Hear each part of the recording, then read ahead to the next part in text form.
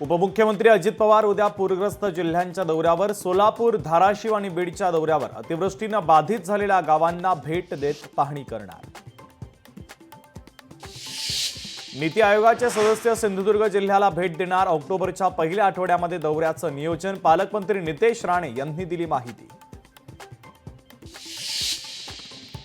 नवी मुंबई विमानतळावरून कार्यान्वयासाठी योजना जाहीर। एअर इंडिया ग्रुपकडून उत्तम योजना जाहीर, तर प्रारंभिक टप्प्यामध्ये 20 उड्डाणं होणार।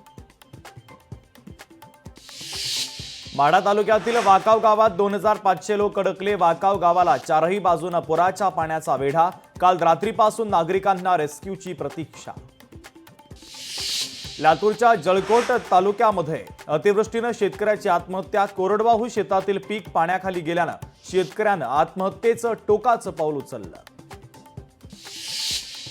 सोलापूरच्या सीना नदीपात्रामध्ये तरुणांची हुल्लडबाजी। पुलाच्या कठड्यावर चढले तरुण। नदीतील पाणी पाहण्यासाठी तरुणांची गर्दी।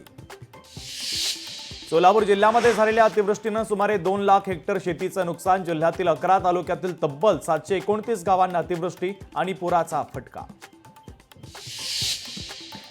सोलापूरमध्ये मुसळधार पाऊस। आदिनाथ महाराजांच्या मंदिराला पुराच्या पाण्याचा विळखा। सीना नदीला पूर। मंदिरात अडकले 70 ते 80 नागरिक।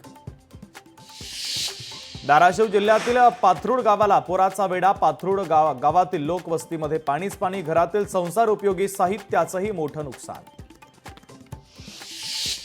लातूर जिल्ह्यातील उजनी गावात शिरलं तेरणा नदीचं पाणी। 60 घरांमध्ये शिरलं पाणी, तर संसार उपयोगी साहित्याचं नुकसान। नागरिकांना सुरक्षित स्थळी हलवलं।